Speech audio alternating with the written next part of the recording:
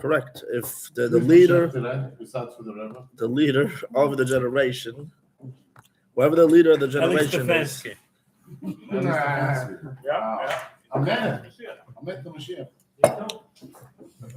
whoever is the leader, just like Moshe Rabbeinu, the Moshe Rabbeinu of the time. Okay.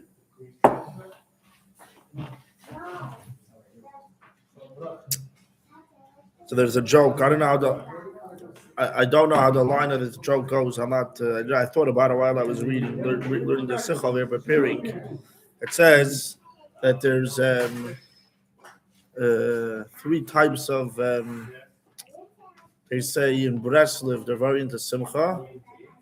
In Chassidus they're very into Bittul, and I forgot what the third one is. And then I don't know what somewhere else they're very into something else. But we see that like in Breslau, they're the most oppressed or something like that. And Chabad, it's full of themselves. Like whatever you're like whatever you're meant to be into, they're doing just the opposite. Whatever. That's the joke. I don't know how to say the joke, but whatever. So the topic of tonight's class is, like it says on the side, joy and Moshiach. Simcha and Moshiach. What is the connection between Moshiach and Simcha?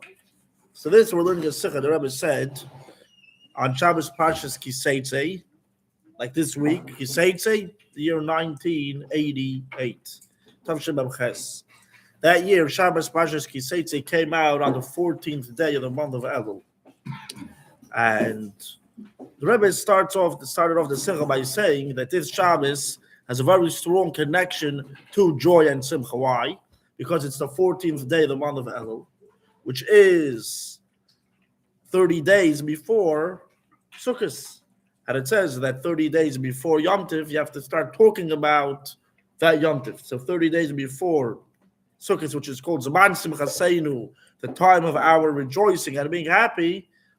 So we're going to talk about the importance of Simcha. That's how the Rebbe started off the Sikha. Now the Rebbe add that day is the 14th, comes after the 13th.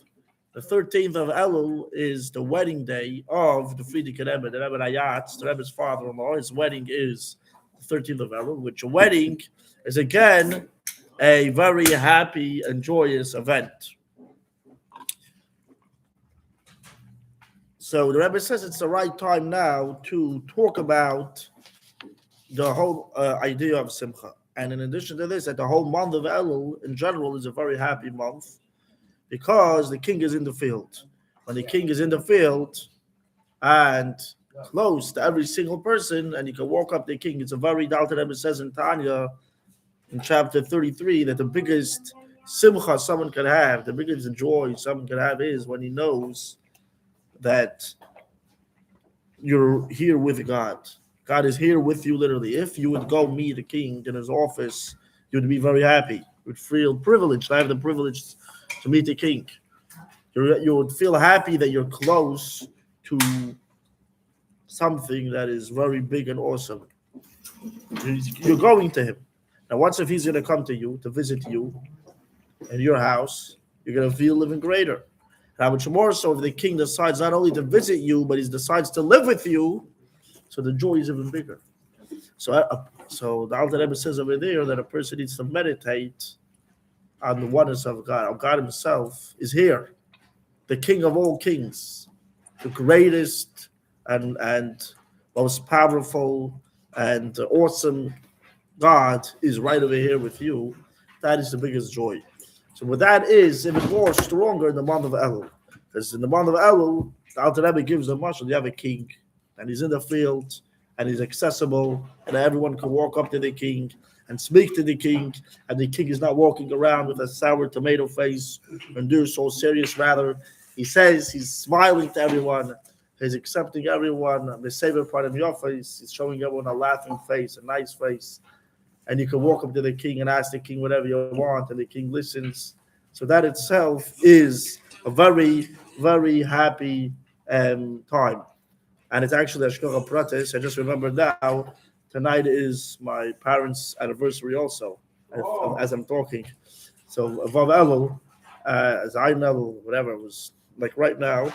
And my father actually, and I think I mentioned here, but he wrote to the Rebbe a letter once in the month of during his Sheva Brachas, and he wrote to the Rebbe that he wasn't happy for whatever reason, and the Rebbe wrote to him, Hamelach Masada,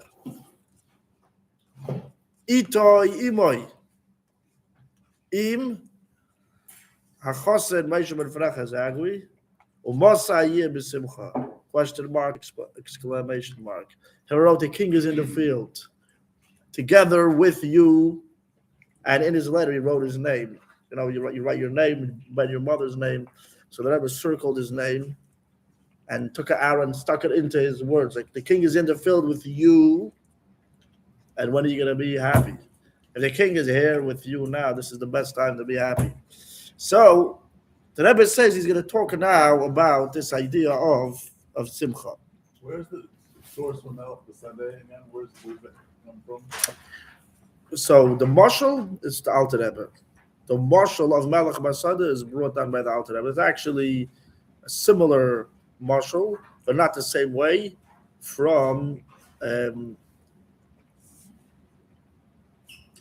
different, Chassidish Rebbe. I forgot who it was now. I saw it not too long ago. I saw it like a few days ago. I don't know why it flew out of my head. Carlin in the Moxer. No, it says the king comes and that's something else. That's something else. No, but there's a marshal. But someone wrote to the Rebbe that we see it's brought out also similarly somewhere else. The Rebbe says it's not the same thing, basically. Whatever. But it's the Alter Rebbe's marshal, and it's the Alter Rebbe says, and I try to look up this, see if there's an earlier source. There isn't. But that's the marshal. But the fact is that the last 40 days, from Rosh Chodesh Elul till Yom Kippur, is of 40 days of Ratzim, when God was the side Moshe Rabbeinu was up there on the mountain, and God was, revealed to Moshe Rabbeinu His mercy and His compassion. It's Yemei Ratzim, Yemei Rachamim, Yemei Aslichos. So yeah, that's. But the Alter Rebbe brings, and it's a revelation of the 13 attributes of mercy. So the Alter Rebbe gives a mashal. Now, so the Rebbe is saying over here, the idea of a wedding, because it was a wedding of the Frierdiker Rebbe, then the Rebbe says that a wedding is one of the biggest simchas that's possible in this world till the Geula. It says, God should make you happy as He made you in the beginning of Gan Eden, back then. Right. And the Rebbe says by the Frierdiker Rebbe, by his wedding, during his Sheva Brachas, the Rebbe Rashab started off saying a continuation of my Marim and Chassidus called Samach to Samach, where he talks about the greatness of joy, and he explains what joy is and how Simcha breaks all boundaries. There's a line that says Simcha breaks all boundaries. It breaks all boundaries. Where does that come? That comes from that continuation of my Marim. So the Rebbe says over here, now the Rebbe starts connecting the idea of Simcha to Geula. First of all, where's the mashka over here? Any mashka? Yaina Misameach. You mean beer or you mean like actual real mashka? 90%. No, real mashka. Yo, where's the Smirnoff? You gotta ask him answer the guy that asked. Yeah. So now I'm asking. Yada da yada da.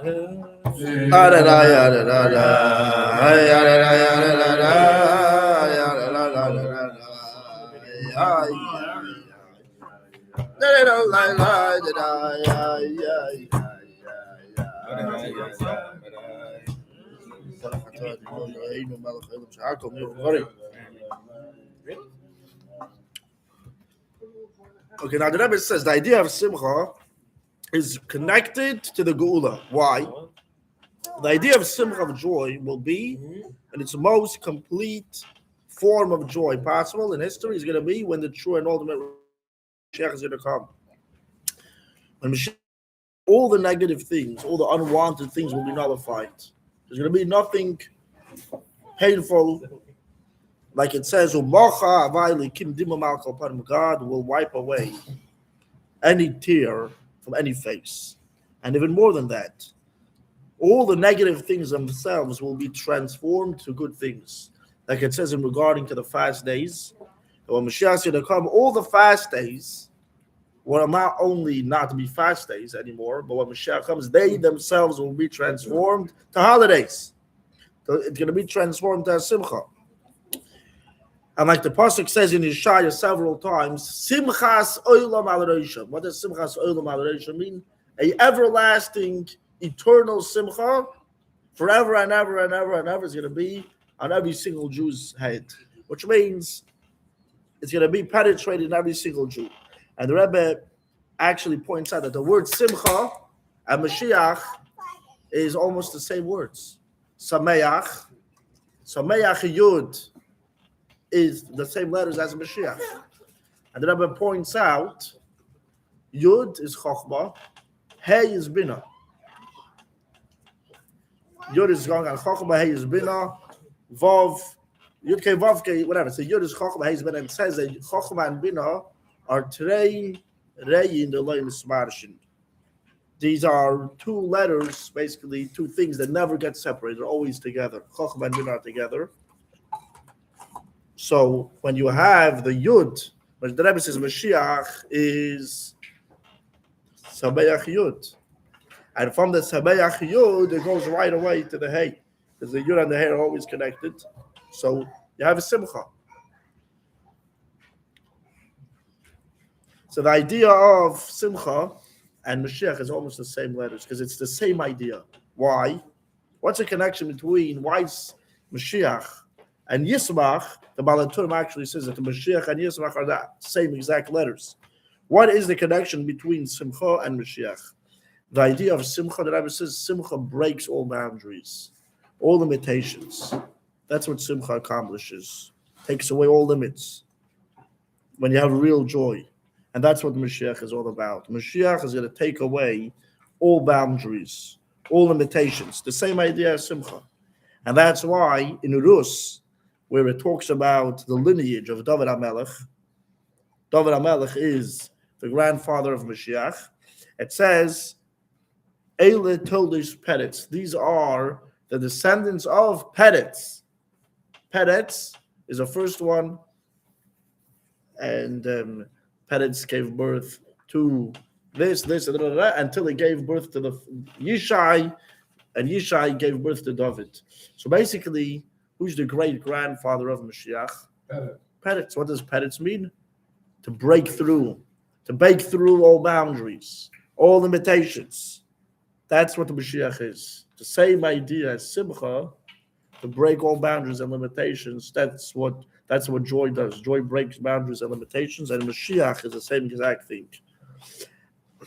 Now the Rebbe connects this actually to the wedding anniversary of his father-in-law. The Rebbe says we see, first of all, every wedding anniversary of any given Jew is connected to the redemption. Every single Jew, when they get married, the simcha of every wedding is connected to the simcha of the redemption. Like we say in the bracha, the blessing of a wedding, we right away connect it to the joy of the redemption. We say, Meheira Yeshama, Bar Yehuda v'chotzis to the Shleim. Immediately, we're going to hear the sound of the Chosen and the Kala in Yerushalayim. Why are we connecting the wedding right away to the redemption? Because in every single wedding, you're already tasting, you have the biggest joy is in a wedding, which is connected to the redemption. The way Chassidus explains is because a person is limited. You have a can of Coke or whatever, okay, you finish with it, you throw it in the garbage. A person in this world, people are limited. That people get married and they have children.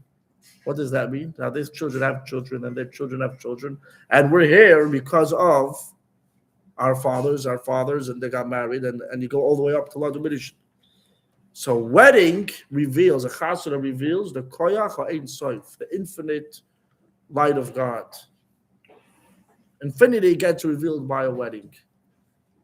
The revelation of Ein Sof gets revealed by a wedding, and that's what's going to be revealed when Mashiach comes. The infinity of God is going to be revealed. So every wedding is connected to the infinity of the redemption. That's number one. And number two, every Chassan and Kala, are similar to God and the Jewish people. God is like the husband, and we're like the wife. So with every person down here, when you get married, husband and wife get married down here, this speeds up, and this is connected to the wedding of the Jewish people and God in the redemption. When then that's going to be the complete wedding. So the Rebbe says, it says that day was the 14th day of the month of Elul, and the halacha is, it says, Dorshin behilchas achag. You got to demand. That's what you have to seek out the halachas of 30 days before. You got to seek out. You got to demand. You got to want to learn about that Yom Tov. So here the Rebbe is saying, what does it mean, Dorshin? You got to demand. It's 30 days before Sukkot. It's 30 days before the time of joy. So we need a demand. We need to seek. We have to want, and we have to talk about. We have to want to have the joy. What joy? Not only the joy of exile, but we have to seek out, demand, and want the complete joy of the true and ultimate redemption. Now the Rebbe says, we have to celebrate now the redemption, the joy of knowing that we're in Gula. so that's another idea. You're mentioning that's not what he's going to say something similar soon, but what you're saying is true from two aspects. Number one, there's the famous Shalom. The Shalom, the Alshach, I think it's the Shalom. The Shalom HaKodesh says, it says that after Yitzias Mitzrayim, it says God's, when the Yidden were singing to God, God said, my creations are drowning and you're singing. I'm sorry, my creations are I made them and you're singing. So the question is, he asks, like, why is God complaining? You just split the sea, God. You just drowned them. So what's the problem for us singing? Like, why is God complaining that my creations are drowning and you sing? What's wrong? Also, he brings over there, it says that, Gemara says that God wanted to make Chizkiyahu Moshiach. Turned Chizkiyahu HaMelech into Moshiach. And he fought a war with Sancheriv. So he'll make Sancheriv to be considered Goygu Magrik. And he'll make and bring then the Gula. So the Midas Hadin came and said, Sancheriv, he said, Chizkiyahu HaMelech, you made him so many miracles. He was sick, and you healed him from his sickness. He won over his enemies. And he didn't sing to you. You want to make him a Mashiach. So again, he asks the same question. He says, he did sing. He proves clearly, it says that Chizkiyahu did sing. So the Shalom basically explains, and he says the problem with Chizkiyahu was, it doesn't mean he didn't sing. He says he sang only after he was saved. Only after he won the war, only after he was healed, then he started singing. But he did not sing before. It's not that he had so much bitachon while he was sick and he didn't sing before. If he would sing before, then he would have been Moshiach. But because he didn't sing before, and so too they say by Kriyas Yamsuf. After they're drowning, now you're singing to God. What were you doing before? Before they were drowning, you're all shivering. You're all petrified. They said, we're going to go back to Mitzrayim. We're going to go here. We're going to go there. What should we do? You didn't sing. If they would sing, God wanted them to sing before the redemption. And he says over there, in this redemption now, we need to fix that mistake or fix those problems. Chizkiyahu could have been Mashiach, but he didn't sing before. So he says we need to sing before. We need to sing not only after Mashiach's going to come, and we're going to see the Beis HaMikdash, and we're going to see the redemption, then we're going to start singing. Thank you very much. What's the Chiddush?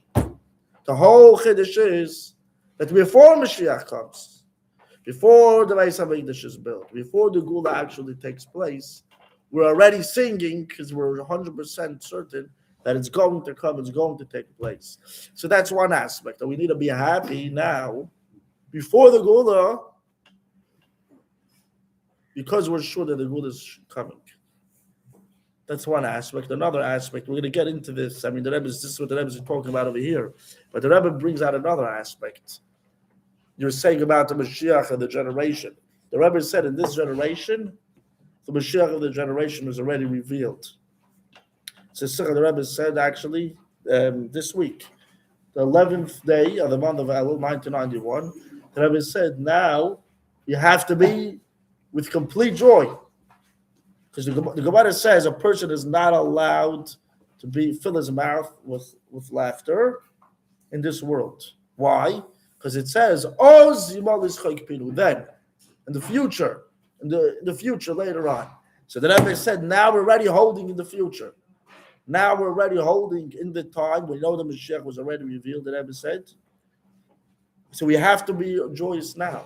And the Rebbe said actually that the Oz is, Aleph is 1, Zion is 7. Together it's 8. The Rebbe said the Frierdiker Rebbe, he's the 8th Rebbe from the Baal Shem Tov. That's already Oz. So from the Frierdiker Rebbe's times, and his second name is Yitzchak. Yosef Yitzchak means to laugh, to be happy. So already from his times, we're obligated to fill our mouths with laughter.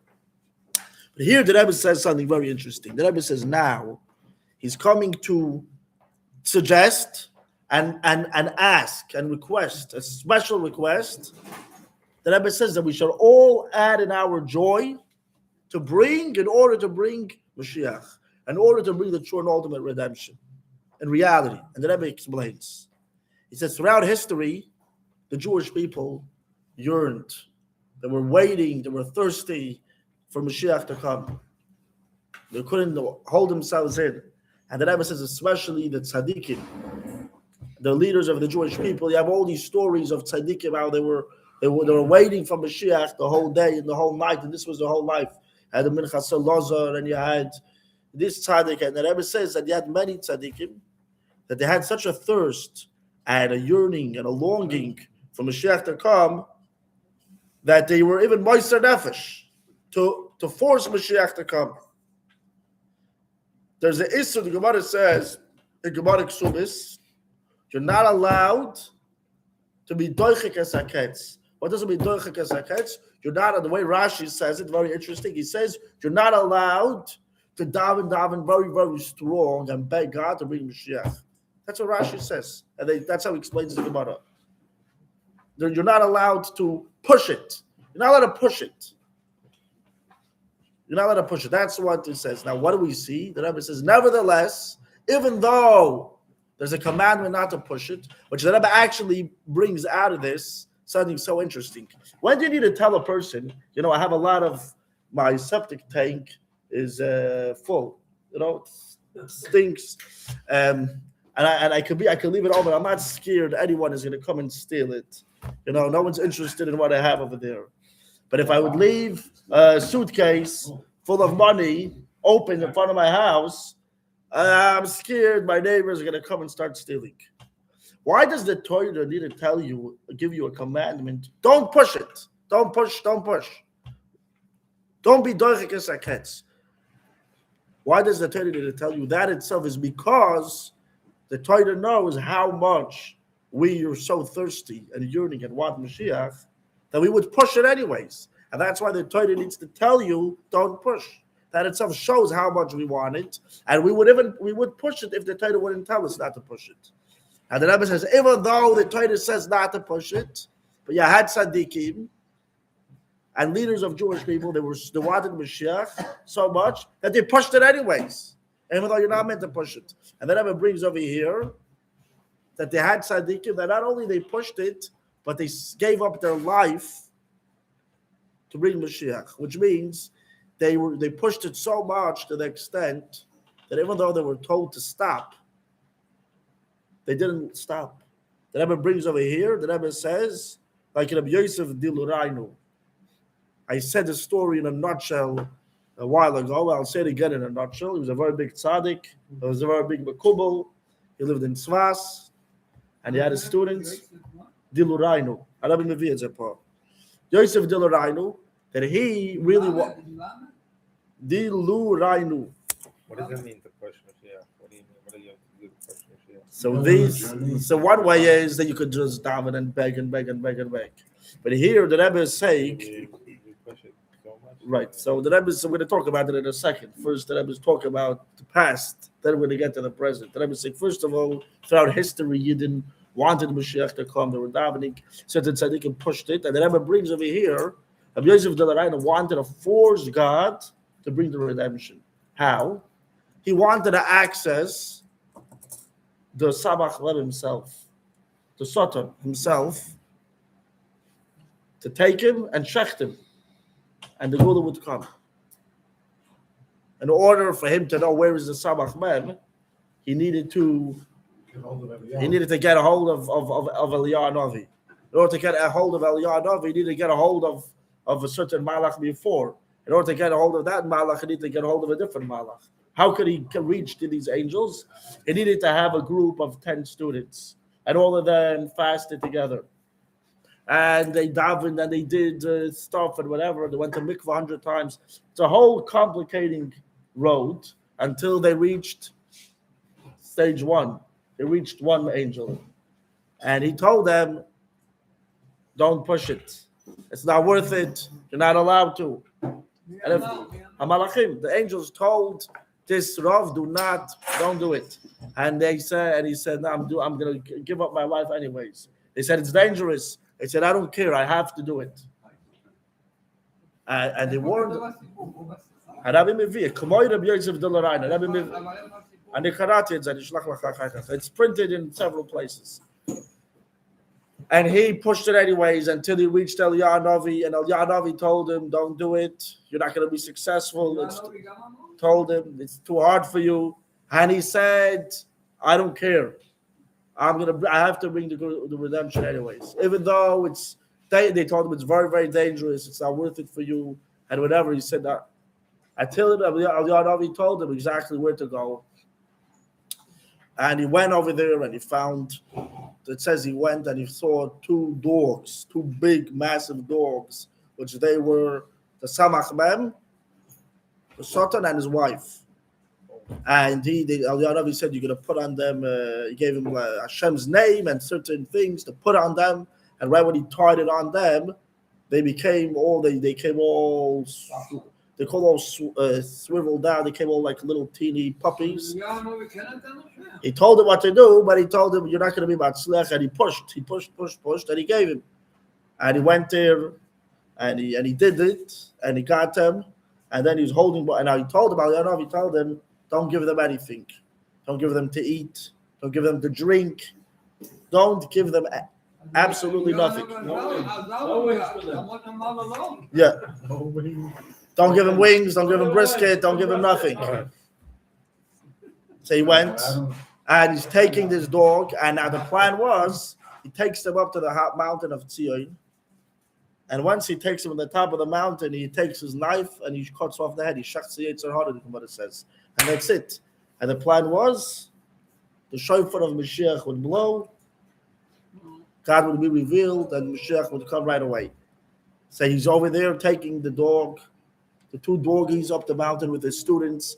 And I forgot to say, while he was doing all these fasts and whatever, to reach the angels and to reach Eliyahu Novi, his students were dying. Some of his students couldn't last. And it was doing dangerous stuff, which he's not allowed to do. It's called Kabbalah Mises. Kabbalah Mises is a certain Kabbalistic way that you force angels to give you information and do things. So that's what he was doing until he was almost on the top of the mountain. And then this dog was crying and said, please give me something to drink. I'm so weak. I can't even. Hakelev, Hasatan, was crying and said, give me to eat something. I'm starving. I can't make it. All right, so he didn't give it to eat. He says, you know what, at least give me to smell. I'm so weak. I don't have power. Give me to smell something. Give me some of your tabak. Huh? He didn't shecht him. While he was climbing up the mountain, his plan was to shecht him, but he didn't shecht him.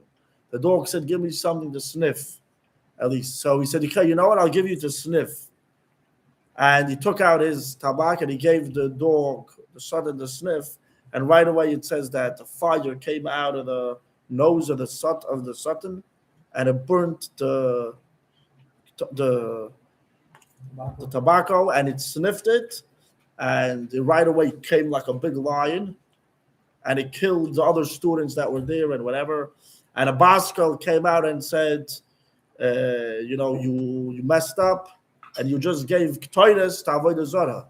Not only to Avodah Zarah, but to the Satan himself, the source of all evil and whatever, and he basically messed up.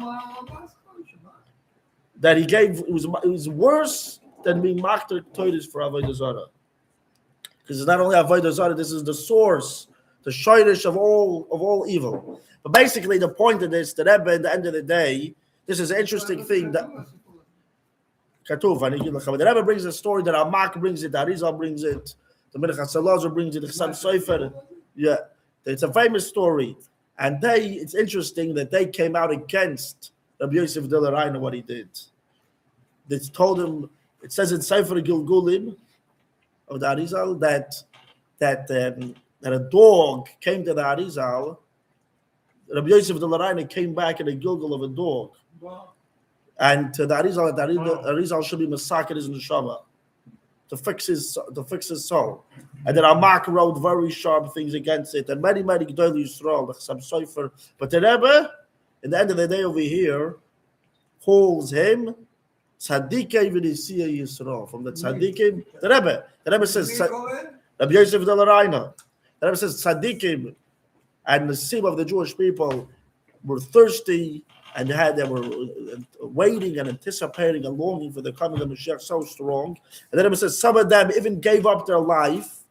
Some of those tzaddikim gave up their life to bring Moshiach. And the Rebbe says, like Rabbi Yosef de Laraina, which means the Rebbe holds clearly that he was a tzaddik, he was a nasi, he was it looks like the Satan won him over. He messed up in the end of it there, whatever. It looks like he fought really hard because he knew that it would be the end of him, so it messed him up. Or like the Samsoi, I remember I looked very, very much into this story a lot. There was a certain period this year that I made a lot of research, and I thought, why did he mess up? Because at the end of the day, the Geula is not a private event for one person. Which means you want Mashiach, so you're going to go force God so that we can twist his arm that Mashiach should be. We know you want Mashiach, but God had a purpose in making this whole world. And the purpose of making this whole world was to have a dinner betachtoinim, to have a dwelling place in the lower realm. That's why God made everything. God made the lowest world, and he wanted to have a house over here. How could God have a house over here? There's two ways if you can have a house. One way is I want your house to be my house. One way is I can walk in the house with a gun and say, get out of here, this is my house, and kick you out and live there and say, have a nice day, this is my house. That's one way of doing it, which is not such a beneficial, that's not the best way. Or another way is I can become your friend and buy you a different house somewhere else, so to speak, and buy it off of you in a normal way. So in making this world a house for God, there's two ways of doing it. One way is you just reveal God in this world by force. But you're missing the point. God wanted and wants that this world should be his house, not only by force. He wants that we should want it to be his house. What happened by Matan Torah? God revealed himself in Matan Torah, and the Yidden couldn't handle it. They all died. That's what it said. And every commandment that God said, everyone, the soul left the body. Because they weren't on the same frequency as God. They weren't on the same level. They were at a low level. And God revealed himself. The whole point is that we should make our bodies and the world itself a place that's a vessel for God, that God could be revealed in it, that we want God. What he was doing, he wasn't making the whole world do tshuva. He wasn't trying to bring Mashiach by making the whole world do Torah and mitzvahs, by making everyone, return to God. The Rambam says, you're not going to do tshuva, Mashiach's going to come right away. That's not what he was busy doing. He was busy in his show, in his, I don't know what, in his room or his koilel in Tzvas, or wherever it was, davening and praying and forcing malachim and forcing angels and forcing God to bring the redemption to the whole world. So the whole purpose of creation is missing. It's not, it doesn't hurt to say things again. The Baba Sali in 1952 wanted to move to Brooklyn. You can see in the Rebbe's letters. He writes to there's a letter of the Rebbe to the Baba Sali. What you're writing to me Do you want to move here to Brooklyn or to New York? The Rebbe says it's not a good idea. And then the Rebbe goes, because if you want to bring Mashiach, the way to bring Mashiach, that's how the Rebbe writes them, is through you being the light of all the Moroccan Jews and all the Yidden and Eretz Yisrael, and the Rebbe writes them that he's going to be like the general standing in front of the whole army to fight the war against the Klippa and the Sitra Achra, against the evil and the bad and the Yetzer Hara, and like that, and we're going to make it into true, and then Mashiach is going to come. That's what the Rebbe writes in the Baba Sali. A very interesting language, and the Rebbe writes in very Kabbalistic words. Now, I heard from the Baba Sali's Gabbai, I didn't hear from him personally, but I saw printed that his Gabbai, Rabbi Grossman, he asked the Baba Sali, why did he want to go move to Brooklyn? What did he lose in Brooklyn? What did the Baba Sali lose in Brooklyn? Then 1952, there was no Sephardi communities. It wasn't like there was nothing here.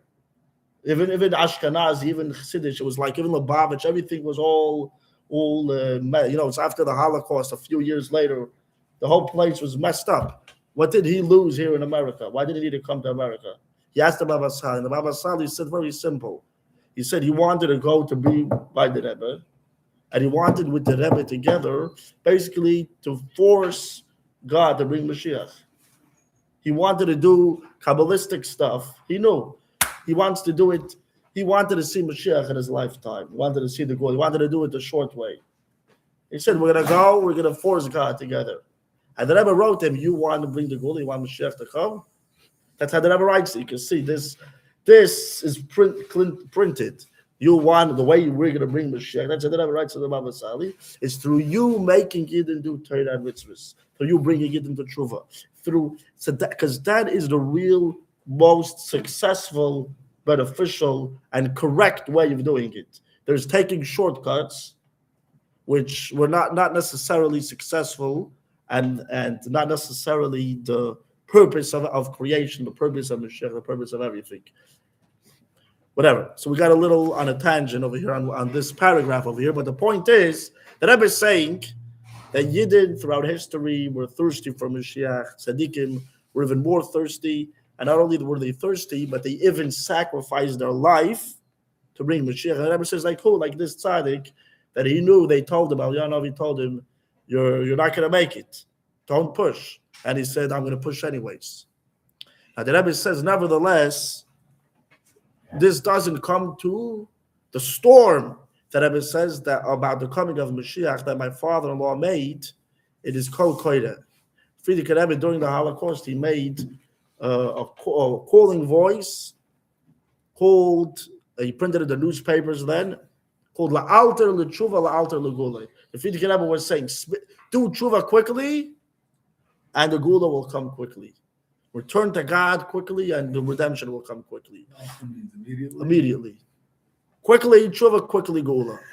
Now the Rebbe adds, this is the point, I don't know, you asked me, right, we're pushing. The Rebbe says, this is not chikas haketz. This is not pushing it. Why not? The Rebbe says, because the time of the ketz already came. What does it mean pushing it? You try to push God to bring the redemption before its time. The Rebbe says, we're already holding by the time of the redemption. You're not pushing anything. A guy wants to make Shabbos, accept Shabbos, Sunday morning. Well, it's a little too early. But if you're going to go Friday afternoon, okay, so you can accept Shabbos early. What's if you're standing by candlelighting time? You have to accept Shabbos now. You're not doing anything early. The Rebbe said previous generations, it was before the time. So the Gemara says you're not allowed to push it. Now, there's no pushing. It's not considered pushing because we're already by it. We're already by the time of the Gula. And we finished everything. And the Friedrich Rebbe said, we finished everything we needed to do to bring Mashiach. And we're like soldiers with already wearing their uniform, and the buttons are closed. The only thing that's left is to polish the buttons. That's all what's left, which means something very small is left. And we need to be ready for Mashiach to come. And the Rebbe says in more detailed, throughout all the previous generations, people did different things to bring Mashiach, especially through the Baal Shem Tov revealing Chassidus. The Baal Shem Tov says he came to Mashiach, the Baal Shem Tov writes, he went to the soul of Mashiach and he asked Mashiach, when are you going to come? So what did Mashiach answer the Baal Shem Tov? When your teachings will be spread out the whole world, I'm going to come. That's what the Baal Shem Tov writes in the letter. So spreading out Chassidus is something that's bringing Mashiach, especially the Alter Rebbe, that he started spreading out Chassidus in a way that you could understand it with your brain. He rationalized it. What does Chabad mean? Chassidus Chabad is Chochmah bin Adas. To understand it, to analyze it, to bring it into your brain, to live off of it. Not only a little drop. The Baal Shem Tov started off giving out drops of Chassidus. The Alter Rebbe started spreading out well springs, making a flood, flooding the world, spreading it out all over. And right today he brings that there's the mashal that you have to grind the crown jewel of the king's crown. Everyone knows the mashal, the story, yeah. The times of the Magid of Mezrich, they were spreading out Chassidus, and in Shamayim, certain tzaddikim came out against what the Magid, which was the Alter Rebbe's teacher, was doing. They said, someone found Chassidus in the bathroom. They said, look what's happening because of you. Look where Chassidus is landing. So the Alter Rebbe said, a mashal, there was a son of the king that was very sick, and he was about to die. So they got the best doctors. The best doctors said the only medicine there is if you're going to take the most crown jewel, the most precious diamond in the king's crown, and you're going to grind it up and turn it into powder and mix it with water and pour it in your son's mouth. Maybe you'll save his life. So too, Torah has different levels. The secrets of Torah, talking about God, Chassidus, this is like the crown jewel in God's crown. And in order to save the Jewish people from assimilating, from dying out, chas v'shalom, in exile, you have to take the diamond, grind it up, turn it into powder, turn it into liquid, and you got to spread it. You got to save the Yidden. So that's why, like that, he took away this accusation against his teacher, the Magid of Mezrich. But the Rebbe said that is only giving out little drops of Chassidus. The Alter Rebbe and the Rebbeim after him started not only spreading out little drops of Chassidus, but they were spreading out springs, rivers. The Rebbe says, Naharis, well springs of Chassidus. And the Rebbe says, from generation, from the Alter Rebbe to our older Rebbeim till the Frierdiker Rebbe, they spread out Chassidus all over the whole entire world. And there's no place in the world where you cannot find where Chassidus is over there. Especially through that they translated Chassidus in different languages, it's not only in Hebrew or Lashon HaKodesh. Chassidus is in English and Chinese and French and whatever you want.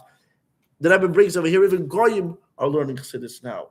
So Chassidus is everywhere, spread out all over the whole world. So Moshiach told the Baal Shem Tov he's going to come when it's spread out. So the Rebbe said it's spread out. But the Rebbe says then all the generations, the focus was on spreading out Chassidus. That was the focus. The focus wasn't, everyone knew that why you're doing it is because Moshiach said he's going to come and you spread out Chassidus. But the focus wasn't on Moshiach. They mentioned it from time to time, and it has kisses of Farbrengen, or here or there, they said the whole point of Chassidus is the papyrus for Moshiach. But the Rebbe says, one, the Frierdiker Rebbe started saying, do tshuva right away, and Moshiach will come right away. Then the focus became on Mashiach, not just spreading out Chassidus, and then that's going to bring Mashiach. The focus is, what are we doing to bring Mashiach? What are we doing to bring the Geula? That was the focus. And whatever we're doing, a person's thinking, what could I do to bring Mashiach? How could I add something that will make Mashiach come quicker? And the Rebbe says, we need to know that this is the purpose, the special purpose of our generation to bring the redemption. But nevertheless, says the Rebbe, even after my father-in-law said, do tshuva quickly and the Geula will come quickly, and he made a storm, he got to focus on Mashiach. Nevertheless, says the Rebbe, many years passed. The Rebbe's words is, tens of years have passed. And now we're saying the same thing the Rebbe told us. This the Rebbe said 30-something years ago, and 30-something years passed, and Mashiach still didn't come yet. And the Rebbe says, first of all, Ein Hezbollah al Zeh. There's no explanation. There's no explanation why we're still in Galus. That's number one. And then Rebbe starts explaining why isn't there no explanation. Number one, the Gemara says that all the timelines of Mashiach are already finished. All the timelines are done. And the Frierdiker Rebbe said that the Gula is coming quickly. Now this time he said if you're going to do tshuva quickly, the Gula is going to come quickly. The Gemara says if someone wants to marry off a woman and he makes with the man a condition that he has to be a tzaddik. He says even if he's in Russia, they're married. Why? Because if a person thinks in his head that he regrets what he did and he wants to do tshuva, that's considered tshuva. The Gemara says that's considered tshuva, and he's considered a tzaddik gomer, and she's married. Can't say, oh, look at this guy, he has long hair, he's full of tattoos. Doesn't make a difference. She's 100% married, and he's considered a tzaddik gomer. Because when a person thinks that he wants to do tshuva, that's already a tshuva. So the Rebbe says, we did tshuva. We did tshuva, so the Gula has to come. And especially now, when we're after the beginning of the month of Elul, when each person blesses his friend, that he should have be written and signed for a good year, a sweet year. So for sure that we already even did tshuva. Now the Rebbe says something interesting. Tehillim of David HaMelech, which David was considered the first Moshiach, we already sent a huge amount of Tehillim for Moshiach to come. To make Farbrengins, the Rebbe said we made many Farbrengins for Moshiach to come also. To spread out Chassidus, the Rebbe said we're already doing that from the Baal Shem Tov. We're doing it more than 7 generations. And we spread it out the whole world. And what's if you're going to tell me, but there's still people over here and over there that don't learn Chassidus? Says the Rebbe, to fulfill God's desire on the most complete way, it's only going to be when Mashiach comes. We say in Shemoneh Esrei, V'sham nasa levanacha k'mitzvah tzedakah, and then we're going to serve you the way you want. So you're never going to be able to fulfill God's appetite, so to speak, till Mashiach comes. You're going to do, even if the whole world is going to be learning Chassidus, and the whole world is going to be learning about Mashiach, and the whole world will be into Mashiach and screaming for Mashiach and everything, it's still not serving God the most complete way. Because only the Geula is going to be the most complete way. So the Rebbe says, what do you want? We did already. We spread out Chassidus. It's all over the world. So we did. And especially that it says God doesn't ask us to do something that's not in our power. So we did. What does God want us to do? To do something that we can't do, to do something that's impossible. And the Rebbe says, on the contrary, if God really wants us to do this stuff on the most complete way, so let him bring Mashiach, and then we'll serve him in the most complete way. So says the Rebbe, so the question is, what could we do that we didn't do yet? And the Rebbe says, what is that? The Rebbe says, one thing we didn't do yet, and that is, the Rebbe's words is, Avoidas hasimcha haritzuya b'shvil havis Mashiach, to be really, really happy, to be really, really joyful, to bring Mashiach. The Rebbe said, that we didn't do yet. First of all, the Rebbe says, Simcha breaks boundaries. Simcha breaks boundaries. Right? You have a guy, two people, one guy doesn't really like the other guy or whatever it is, but he's making a chassid of his son. Even if this guy that he doesn't like shows up, let's say, he's going to hug him and kiss him. Why? Because when you're happy, when you're joyful, you go out of your box. You go out of your boundaries, you go out of your limitations. Simcha breaks boundaries. When someone's happy, it knocks down walls. Says that Rebbe, Simcha knocks down the walls of the Golus, and it brings the Geula. And like the Rebbe Rashab explains, it says, B'yoyim chasunosoi, zeh matan Torah. The Gemara says, when is God's wedding day? That was my matan Torah. The Simchas Libi, the day of the joy of his heart, he felt happy in his heart. What is that? That's the building of the Beis Hamikdash. When they built the Beis Hamikdash, God was, so to speak, happy in his heart.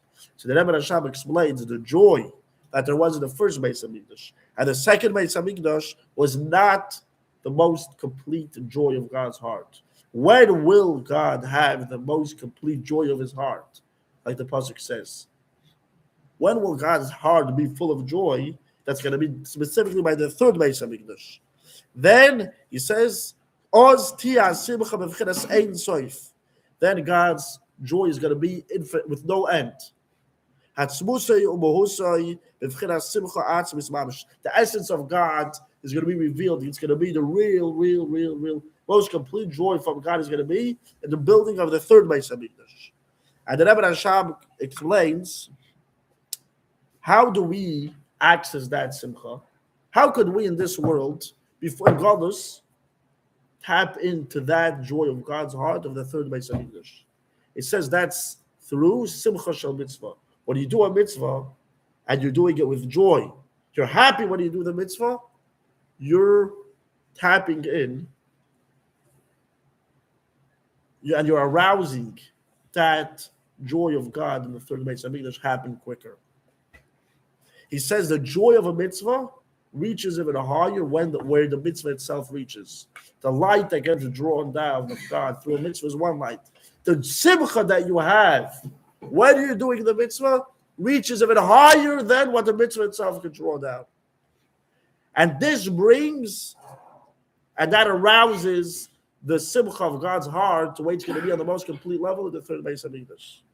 And the Rebbe says, even though for sure Yidden were happy throughout history, we had simcha shel mitzvah. It's to be happy when you do a mitzvah is a very, very important, essential thing. It says, even though it's Hashem is simcha, you have to serve God out of joy. The Rebbe didn't make it. It says you have to serve God out of joy. The Torah says in next week's parsha, you got to serve God with happiness and gladness of heart. You have to feel good when you're serving God. You have to be joyful. And the Rebbe brings over here, the Rambam basically says, there it's talking about the punishment. And it says, why did God punish the Jewish people? Because they didn't have the simcha. They weren't serving God out of joy. That's why God punishments of God come, not because of necessarily not even doing the mitzvahs. It says, even if you're doing the mitzvahs, but you're not doing it out with joy. So basically, yeah, to be happy and joyful when you're doing the mitzvah, something very, very important. Says the Rebbe, nevertheless, what was the focus throughout history? The focus was to do Torah and mitzvahs. That was the focus. And the Torah and mitzvahs that you're doing, which that's the main thing. That's the main course. The simcha is the ketchup on the hot dog. That's not the main thing. The Rebbe says now, what's the Rebbe saying? We need to add in joy to bring Moshiach. The focus is on the joy.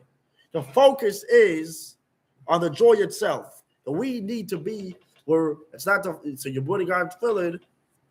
So you have to be happy when you're putting on tefillin. That we always had.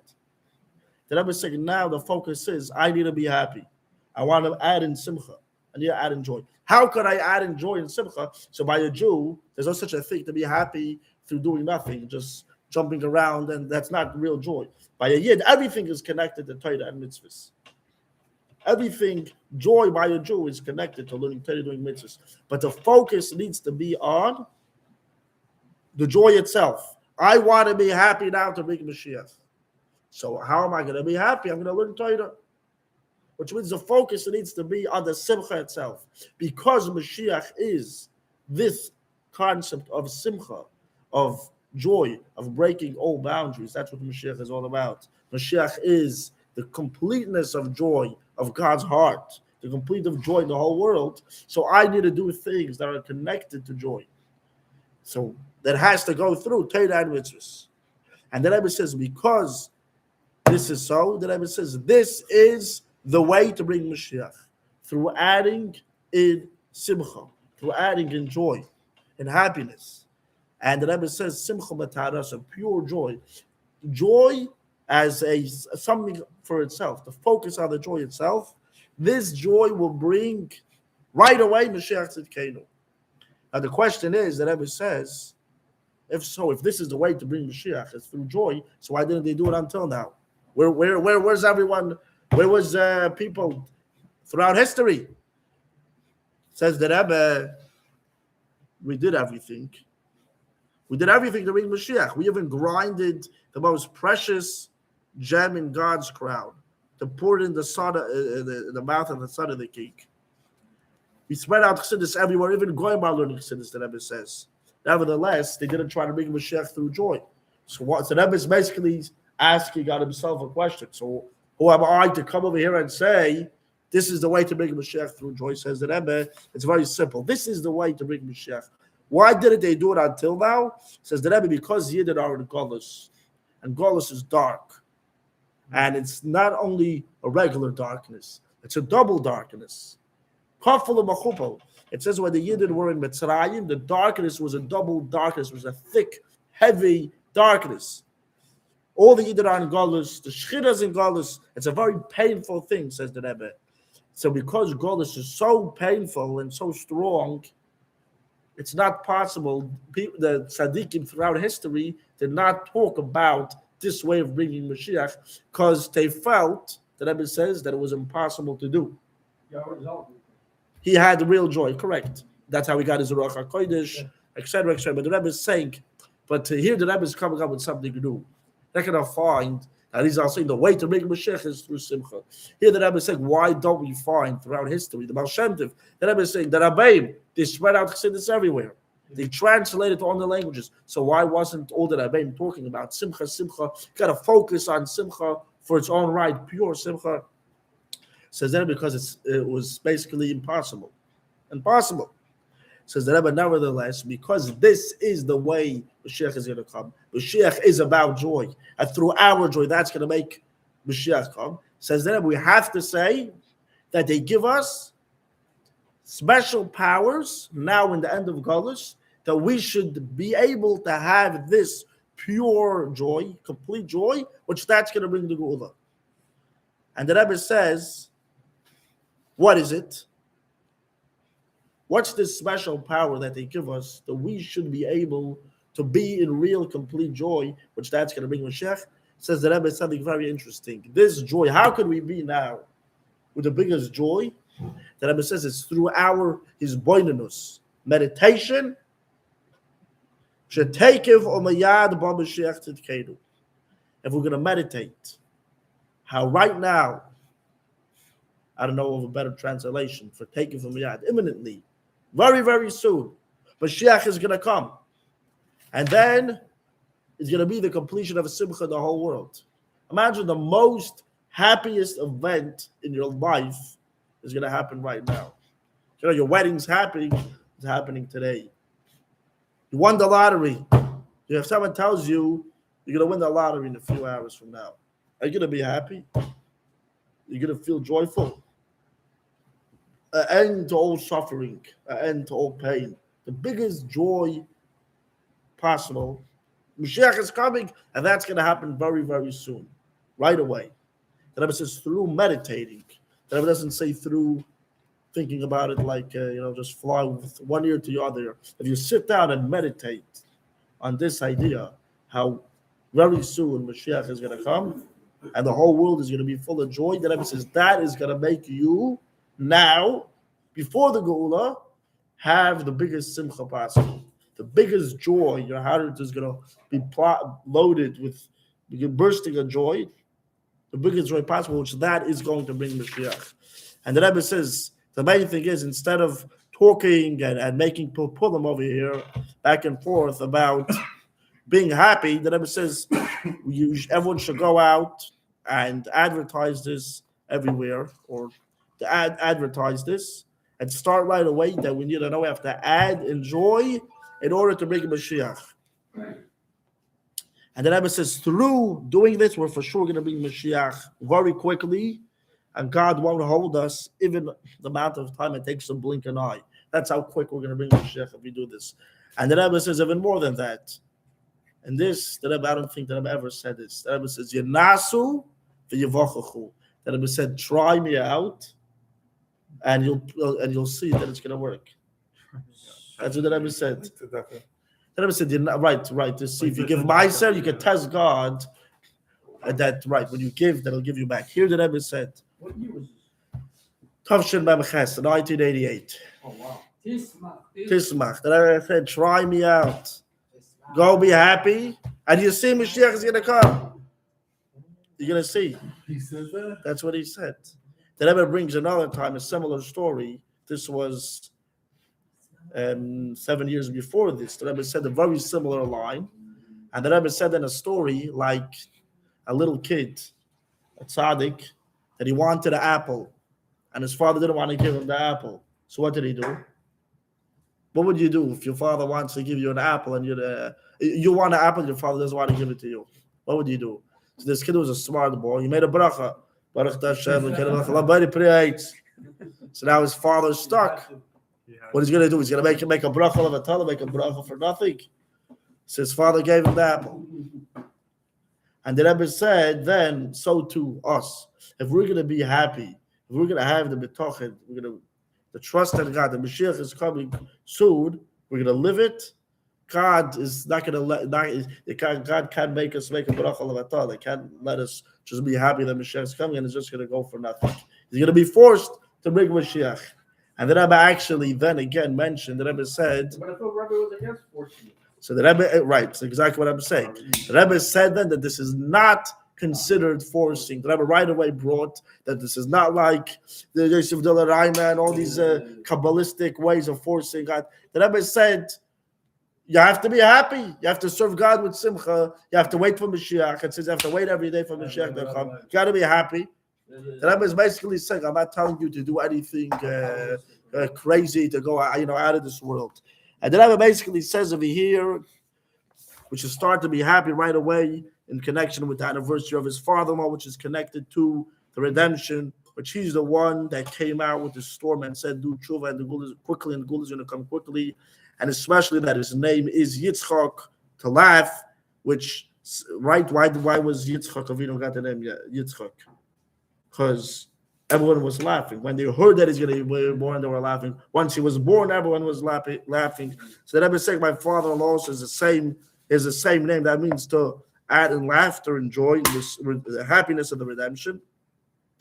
And also that's the 14th of Elul, which is 30 days before Sukkot and Simchas Torah and Shmini Atzeres, which that's the time when the Yidden are just them and God by themselves. Sukkot really is connected to bringing sacrifices for all the goyim. We bring 70 bulls on Sukkot, corresponding to 70 nations.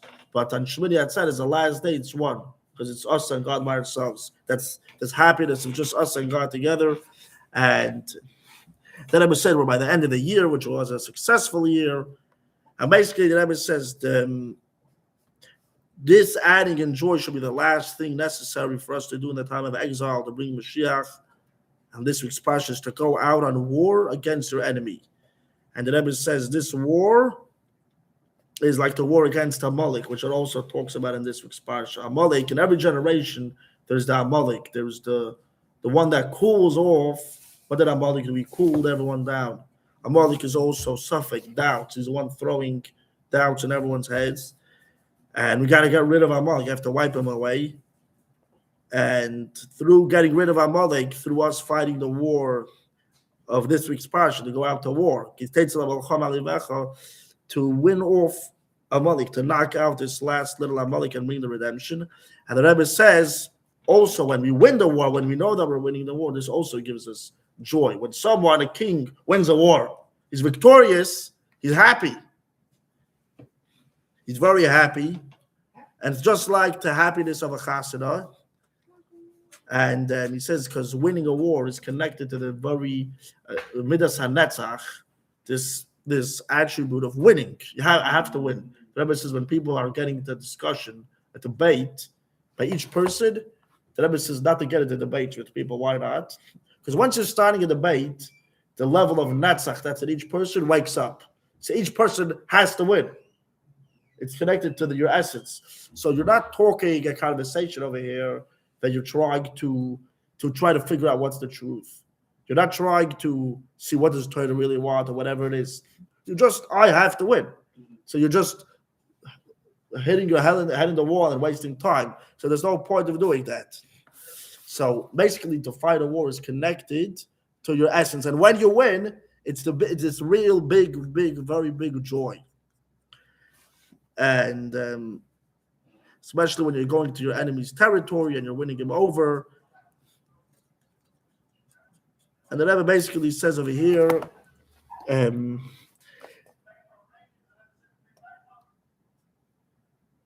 when you know that you have an enemy, even if he's in some corner of the world somewhere, and you go out of your place to conquer your enemy until there's nowhere in the world where there's any enemies, and you transfer everyone, that's the biggest simcha. What's the biggest simcha? The bigger the joy is when you really win the war, when someone knows I have no enemies anywhere. Everyone's completely knocked out. And the Rebbe says this should be fulfilled literally, not only spiritually, but that we should get rid of Amalek, literally. And before you get rid of Amalek, you need to have a king, a real king that's appointed by the Sanhedrin, by the 70 sages. And right after that, after having the king and getting rid of Amalek, we're going to build the Beis Hamikdash, the third Beis Hamikdash.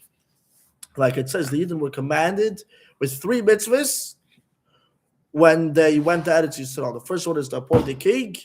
After you appoint a king, you get rid of Amalek. And after you get rid of Amalek, you can build the Beis Hamikdash. So now it's going to be the same thing, which it's actually in this week's parsha. That's where we learn it out. This is the order of events. First is Moshiach. Then Moshiach is going to point out who is Amalek. We don't know who Amalek is. We're all mixed up. Get rid of Amalek and build the third Beis Hamikdash. And then we're going to enter Eretz Yisrael in the most complete way, like it says in next parsha, like we read this week Shabbos by Mincha. Kitove a lot, so you're going to come into the land, you're going to inherit the land, and be settled in the land in the future redemption. And then it's going to be the most complete joy possible. Like the pasuk says, on the day of the happiness of his heart, this is the building of the Beis Hamikdash, but it's going to be the biggest joy by God and from the Jewish people. Like we said earlier, the biggest simcha is going to be that the building of the third Beis Hamikdash. This is going to be speedily in our days. And here it says, when the Rebbe finished the sikha, he started singing the Akavis Nigun of his father, that we sing over here every day. And it says over here that the Rebbe stood up. Very good, you got it. That's the song. It says, Mesiu Basicha, Nignu Akavis, Larav Levi Yitzchak, Zichroinu Levracha, V'kvedyoshes Admar Shlita Abad V'leikei Mosai. The Rebbe stood up. The Rebbe was dancing with a great, strong, awesome, enormous joy. Yachadim call together with the whole crowd. With a joy, with a great joy in order to bring Mashiach.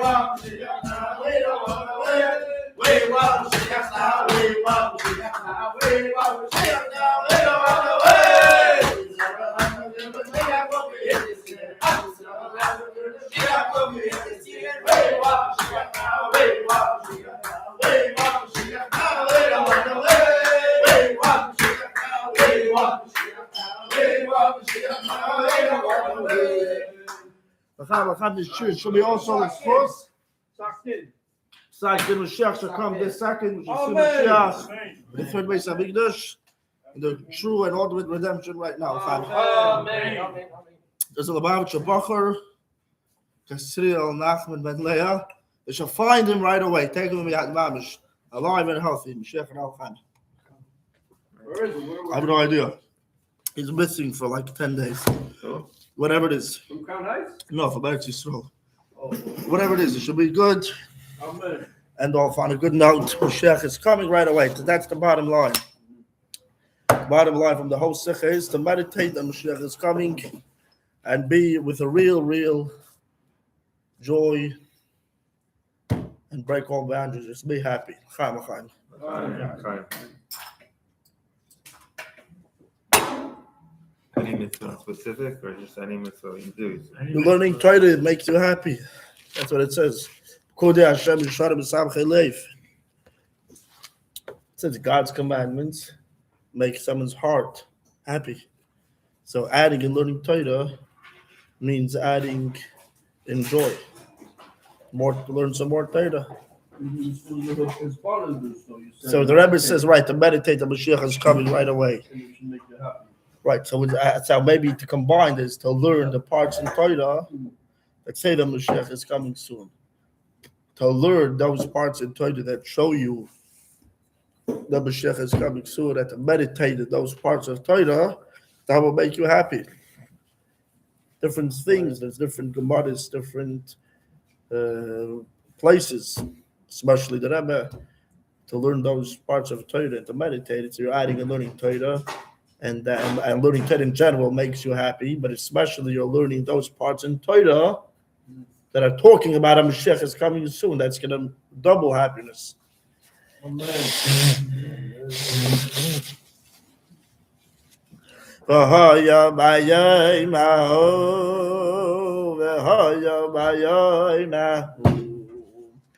Yitaka b'shayvar gadol, Yitaka b'shayvar gadol, Oavdi me'eretz Ashur, Anidachi me'eretz Mitzrayim, ונידחים מארץ מצרים,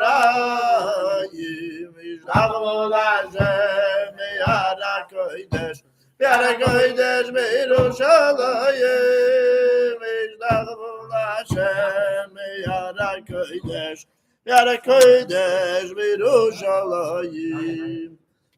והיה ביום ההוא, והיה ביום ההוא, ייתקע בשבר גדול, ייתקע בשבר גדול, ובאו העבדים מארץ אשור, ונידחים מארץ מצרים, ונידחים מארץ מצרים, וישתחוו להשם בהר הקודש, בהר הקודש בירושלים.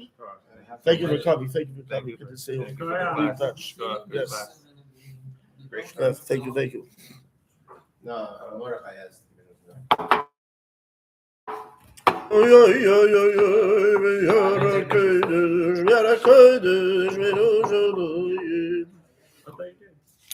He did. Hineni mevi eisam yeretz afim yibatzdim yarkes yorut. Hineni mevi eisam yeretz afim yibatzdim yarkes yorut. Abi vero v'yaya harav yoylad, harav yoylad, yavavavah. Bobby Vado Visaya Harav Yoylad, Harav Yoylad, Yavavavah. Ay, go,